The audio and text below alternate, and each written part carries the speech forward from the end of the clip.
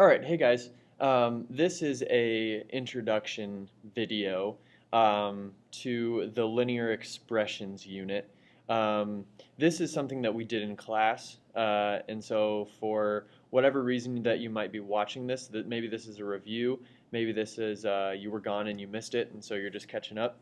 But this is in your notes, so make sure that you copy down definitions, example problems, stuff like that.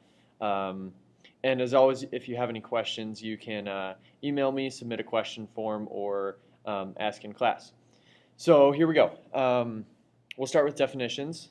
This is about evaluating and checking solutions of equations. And so first we have a definition of evaluate.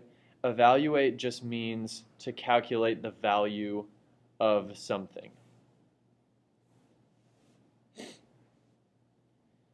To calculate the value of. And if it helps you to remember, there's kind of this word evalue. There's the word value sort of hidden in evaluate. So to calculate the value of something. If you need to pause the video, if I'm going too quickly for you, or if you just want to slow down, go ahead and pause and you can copy this down. The solution to an equation, a solution is a value that we can put in place of a variable that makes the equation true. That one's a little longer and it'll make a little bit more sense once you've seen some examples, but it's a value that goes in place of a variable, and we don't necessarily know the variable, but it goes in place of the variable and makes the equation true. So a couple examples for you here. This says evaluate 3z when z equals 9. So again, evaluate means to find the value of, to find what it equals. So we are finding what 3z equals when z equals 9. So all I'm doing is, in place of a z, I'm putting a 9. So instead of 3z, this is now 3 times 9, which 3 times 9 is just 27. So when z equals 9, 3z equals 27. Okay, another one. Evaluate 8 plus 3e when e equals 2. So I'm taking an e equals 2, and here's a visual for you. I'm taking an e equals 2, and I'm plugging in a 2 where I see e.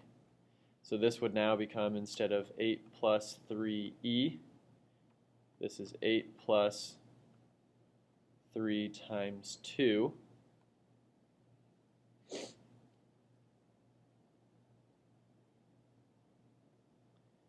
And that's 8 plus 6, which is 14. Okay, a couple of evaluate examples there for you. Then the solution to an equation, remember the solution is a value that we can put in place of the variable that makes the equation true. So a solution is something that we can plug in for our variables, and it makes this statement, this equation statement, true. So in this first example, it says which of the ordered pairs is a solution of the following equation. And remember, ordered pairs always go x, comma, y. It's alphabetical order, if that helps you remember it. X comes before y in the alphabet, x comes before y in an ordered pair. So what this means is, if I want to know if this is a solution, then I take this and I plug it in for x, and I take this and I plug it in for y, and I see if it comes out equal. So this would be 11 in for y, so that would be, instead of y equals 8x plus 3, it's 11 equals 8 times 1 plus 3. So I took an 11 and plugged it in for y. I took a 1, plugged it in for x. And now we have to see if this has made the equation true. So that's 11 equals 8 times 1 is 8, plus 3 8 plus 3 is in fact 11. So I would click on this because that is true. We have some other options though, so I'm going to check this one too. So I'm going to plug in a -1 for x and a -5 for y. So that's -5 equals 8 times -1 plus 3.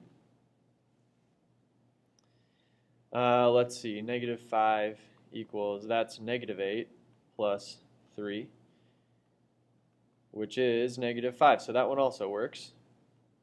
So since both of these are true, I would highlight, or I would select both. And that's an example problem. A lot of these are example problems straight off of Khan Academy. And the idea is that then when you go through and do these on your own, that it'll be a lot easier because you've seen examples just like it. So we'll do the same thing over here. This one's a little bit more complicated. So I'm going to, if I'm checking 4, 5, I'm going to take a 4 and plug it in for x,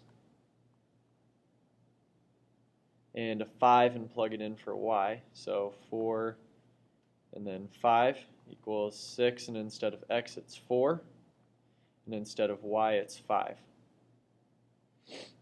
Okay, so a little bit going on there. Order of operations, I have to multiply before I can subtract. So this is 8 plus 20 equals 24 minus 5. So that's 28 equals 24 minus 5, that's 19. So that's not true. So here's our first example of a solution that doesn't work. So 4, 5 is not a solution. Because this statement here is not true. Okay? We'll try the next one, 5, 4. So I'm going to take a 5 and plug it in for x, and a 4 and plug it in for y. So I've got 2 times 5 plus 4 times 4 equals 6 times 5 minus 4. So that's 10 plus 16 equals 30 minus 4.